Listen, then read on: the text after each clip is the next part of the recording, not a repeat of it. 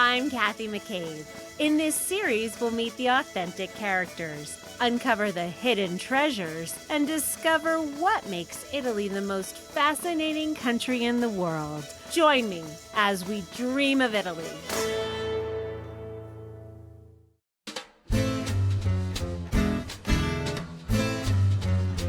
Some 25 miles north of Naples, with Mount Vesuvius still visible in the background, there's a place that most travelers miss, Caserta.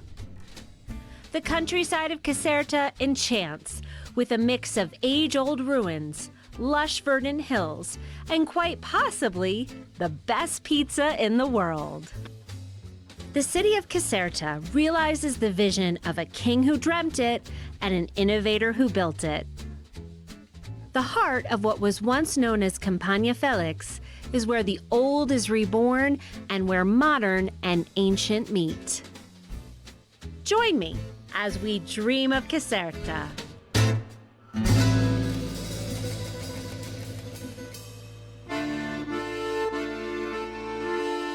Archaeological remains around Caserta have dated human settlements here to the Iron Age.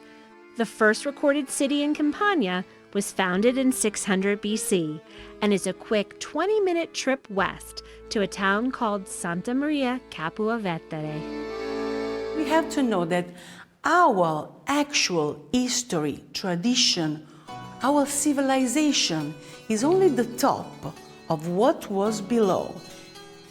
Caserta native and local guide, Cecilia Scatola, gives me a tour of the ancient ruins. The ancient Capua was a very important economical, political, and social place. Capua was called Altera Roma, that means the other Rome, and it was a very important center, just like Rome. Capua was very famous for, of course, the agriculture and perfumes too. Wine, of course, this is a land of great production of wine, olive oil, and so the most important things that were at that time considered the diamonds into the local agriculture.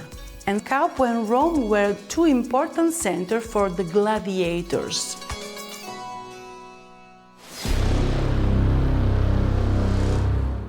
With room for 60,000 spectators, Capua's amphitheater is second only in size to Rome's Colosseum. In Capua, there was the most important school for the gladiators. And the gladiators were men of great importance during this period. They were considered just like gods. And so they lived in Capua, they used to practice this kind of activity and were imagined just like a divine figure. Renowned gladiator Spartacus, who trained here, staged a famous uprising of the gladiators in Capua in 73 BC. Cecilia also takes me to a Mithraium, a place of worship to the Persian god Mithra.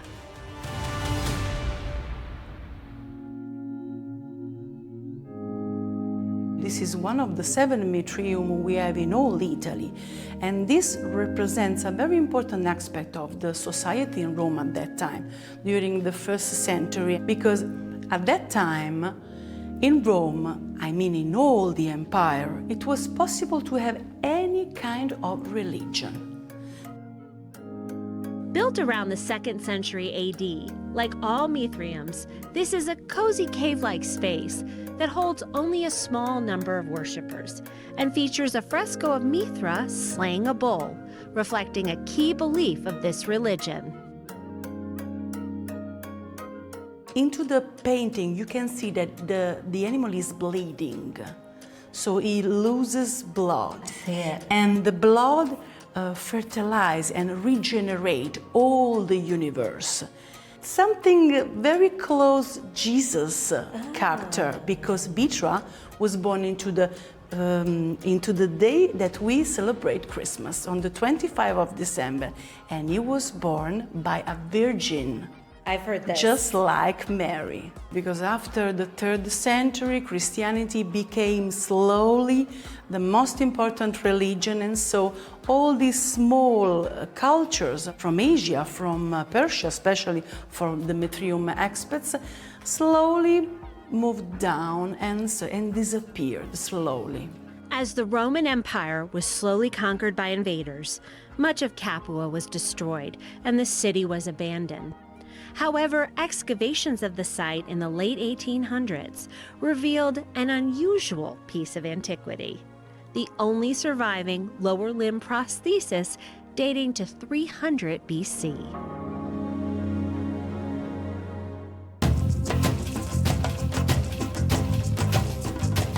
Normans invaded the mountainous area near Caserta in the 11th and 12th centuries. They built a noteworthy cathedral in the area now known as Caserta Vecchia, or Old Caserta.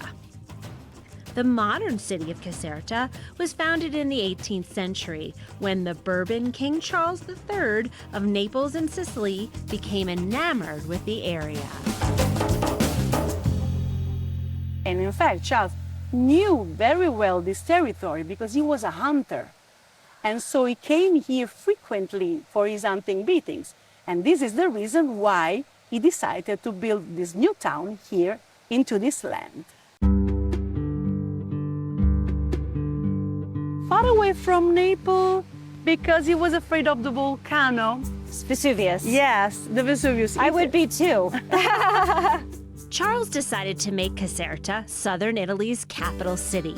So he hired the father of neoclassical architecture, Luigi Vanvitelli, to create a palace that would outshine all others.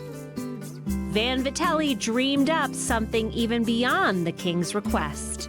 Not only a palace, but an entire 300-acre compound, complete with hunting grounds, Italian and English gardens, a waterfall, a vineyard, a silk factory, and a flour mill. This is considered one of the biggest, maybe the biggest palace in Europe, quite in competition with Versailles in France. The works started about in 1752. There were about 9,000 people that worked for the building of the palace. And they worked here for 93 years to complete everything. It's a really big palace. We have 5 floors of building and 2 underground floors, 1,200 rooms and 1,900 windows. Mamma mia. Yeah, because there should be not only the family to live in, there should be also the administration of this government. And then how many people would work here each day when it was open? At that time, about 400 people generally worked here.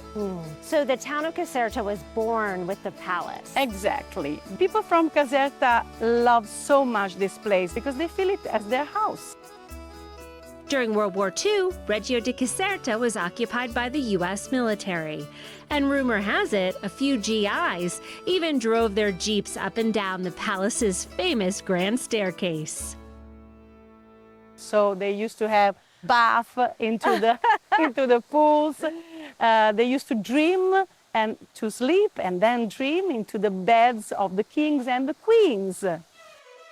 In recent years, Hollywood has also embraced the splendor of the palace, with scenes for Star Wars Episode I, The Phantom Menace, filmed on this captivating staircase. The staircase of honor, that was the main entrance to the apartment, is very special because from that point, the army of Star Wars used to walk, and here they used to have some fightings during the movie. I think this is one of the most beautiful staircases in the world. Yes, yes. If you look over there, that space was used by the musicians. And you can't see them up there. No, because it's too far and we are too low to see the musicians. So it was a kind of ancient stereophonical music. They were very inventive. Yeah.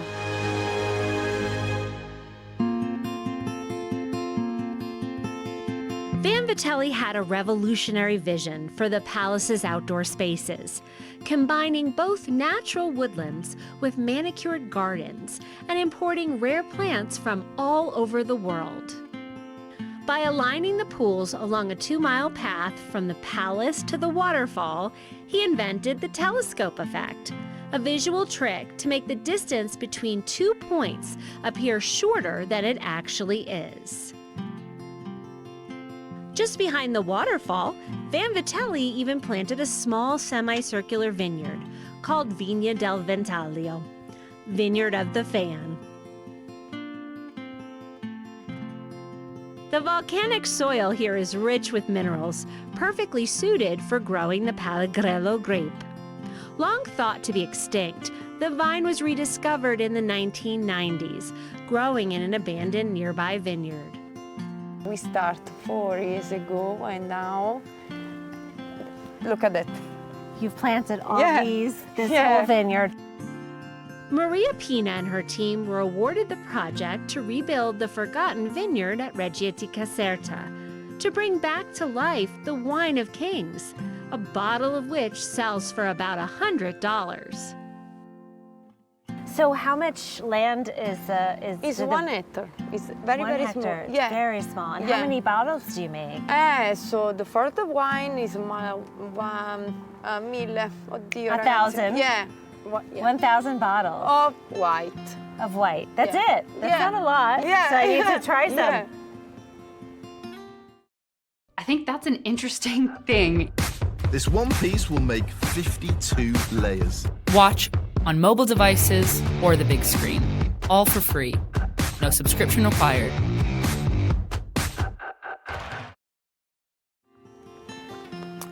It's so fresh. Yeah. It's perfect for summer. Yeah, that is the wine of the king.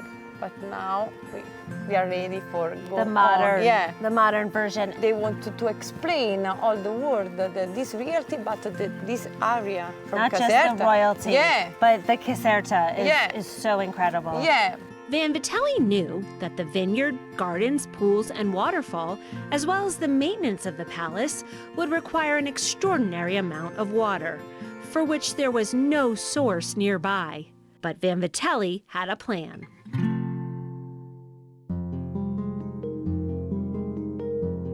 The aqueduct of Vanvitelli, also called the Carolino Aqueduct, was a hydraulic engineering marvel of its time.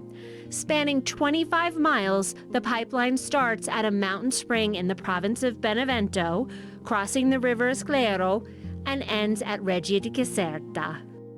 Vanvitelli ha realizzato questa grandissima opera perché lui aveva lavorato negli acquedotti romani, per cui era esperto di questa tipologia di acquedotti, quindi dell'ingegneria idraulica dei romani. Local guide Leonardo Ancona tells me what made Vanvitelli's creation unique. Io darei a Vanvitelli in questo video il Nobel perché effettivamente è stato uno dei migliori architetti dell'epoca, ma non solo architetto, veramente. È un visionario, una He was a persona che ha visionary, visto. not just an architect.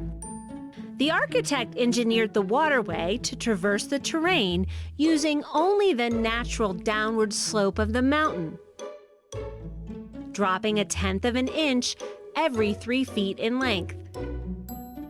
The water takes 4 hours to travel the 25 miles. L'acqua sorge da quella montagna lì, Monte Taburno, Monte Taburno, noi vediamo, e qui? e le sorgenti non ci sono impianti di sollevamento, pompe idrauliche, no, esclusivamente per gravità.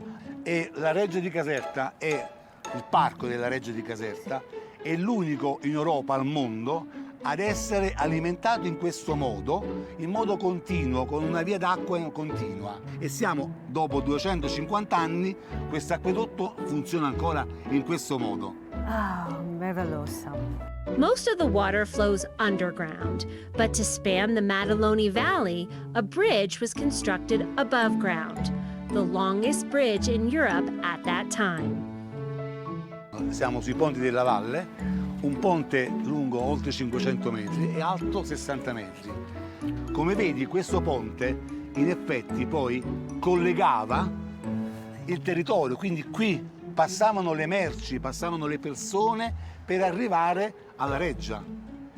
Ecco l'importanza di quest'opera, non solo per l'acqua che cammina sotto i nostri piedi, va verso la reggia, ma per portare anche produzione, prodotti e quindi arricchire il territorio. Il territorio è cresciuto insieme all'acquedotto.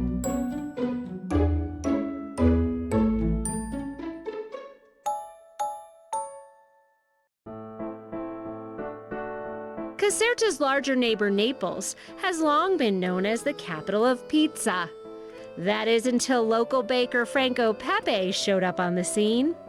Now what many hail as the best pizza on the planet is made in the small town of Caiazzo, 20 miles north of the city of Caserta. Quando ho aperto Pepingrani 2012 non avrei mai immaginato che tutto questo progetto fosse così lievitato, diciamo, proprio in materia di impasti, insomma. Franco skyrocketed to fame in 2014 when a review titled, "This might be the greatest pizza in the world," in Food and Wine put him on the map. Now, pizza pilgrims from around the world wait months for reservations and a little while in line to have a taste. For Franco, it all comes back to family. Io rappresento la terza generazione. Mio nonno ha iniziato a panificare negli anni 30. Poi con papà fino agli anni 50 hanno fatto pane e un po' di pizza. Papà negli anni 60 ha avuto l'idea di staccarsi da nonno e mettere la pizzeria, e io sono nato in quella pizzeria e ho fatto la mia vita in quella pizzeria. As the only world-famous pizzaiolo still making his dough by hand, Franco is a true alchemist when it comes to mixing the ingredients. He uses the day's humidity and temperature as his guide, not a written recipe. The flour is milled locally from a grain varietal that was almost extinct. The dough rises in a wooden box overnight, giving the mixture an airiness both delicious and easily digestible. Ascoltare l'impasto con il tatto, con la vista, con l'olfatto, cioè voglio dire, quella è una cosa importante, il petrarlo a tatto, ok, a mano, e l'impasto, e riesci a dare l'identità al mio prodotto. Franco is a zealot about his ingredients, using only those produced here in an area called Alto Casertano. Ho detto, voglio portare il mio territorio sulla pizza. 2012 io inizio il percorso, non solo il percorso della pizzeria di Pepingrani, ma ho aiutato i contadini a trasformarsi in aziende agricole. He has long-standing relationships with all the locals who produce ingredients from tomatoes to buffalo mozzarella. The buffalo. Sotto bufala, grande, bufalo. Bella azienda di bufalo. At Caseificio il Casolare, Mimo La Vecchia takes the milk from these buffalo to produce the area's incomparable buffalo mozzarella. Tu prendi la latte Sì. da questa fattoria Sì. per mozzarella, per fare la mozzarella. Sì. Noi lo lavoriamo e lui lo dà alla gente sulla pizza, le grandi qualità di prodotti. It takes so many people. È un prodotto di qualità che esprime il territorio, cioè è il nostro territorio. Bravissimo. È così. Bravissimi. The buffalo milk arrives at Mimo's factory fresh, within 16 hours of extraction.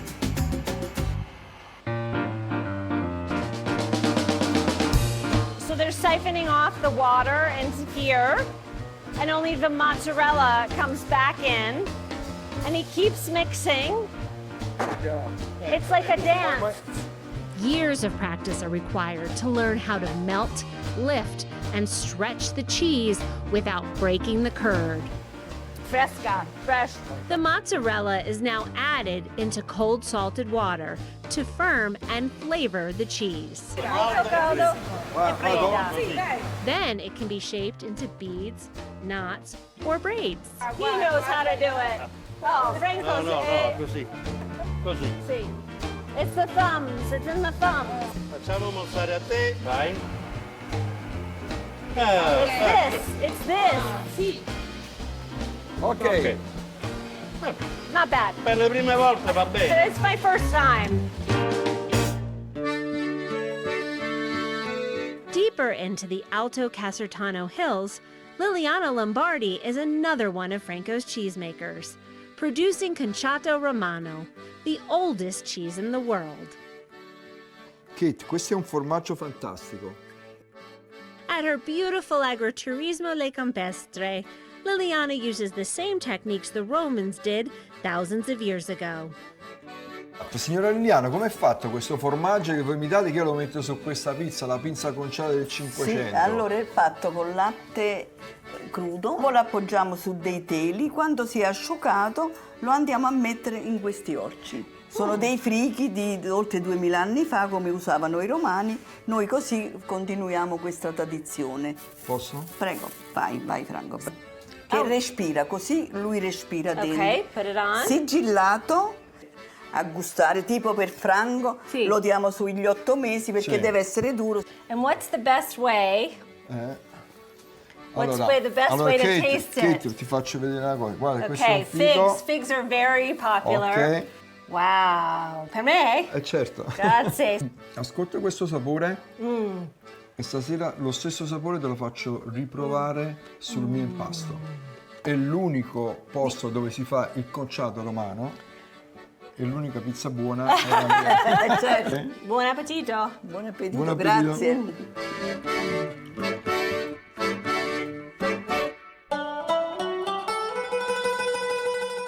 Each of Franco Pepe's pizzas is made with a spin on the traditional approach, like his favorite pizza margherita. Adesso la mozzarella è calda, pomodoro invece è freddo. Di coltivazione di questo pomodoro, è un pomodoro antico. Questo invece è basilico, basilico e olio. E poi sono i colori dell'Italia, eh? It's the colors of Italy. Franco's huge passion comes out in his tiny pizza kitchen. Kate, Sì. adesso facciamo la pizza che abbiamo detto a Liliana quando siamo andati alle campestre a mangiare il concetto romano. Can't wait. Noi la chiamiamo la pizza conciata del 500 perché è una pizza antica, capito? Guarda, noi mettiamo un po', questo è estrutto di maiale nero casertano, un po' di olio, un po' di pepe,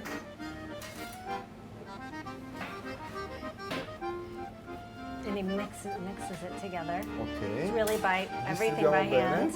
Oh, Wow. Aspetta, non è... so they've Madonna. prepared the ingredients that we will put on top, and we've seen these today. Allora, This is from Liliana. abbiamo dei fichi, The figs from this area. Ooh, basilico basilico. e conciato romano. Questo It's a qua marmalada? No. marmellata di fichi.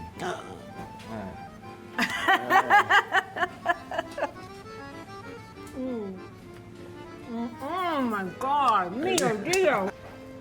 Ok? Ecco Okay, qua. so he needs it on the wood. I fichi. I can't believe I'm watching Franco Pepe make pizza. It's like watching Michelangelo at work, watching any of these great artists, because this is art.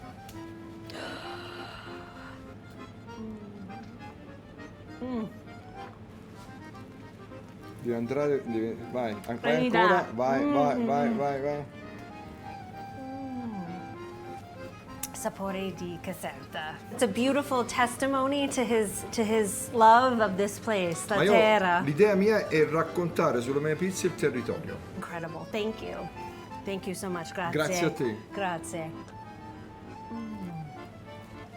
Che tu quando mangi la mia pizza, io cerco di creare un'emozione al palato a te.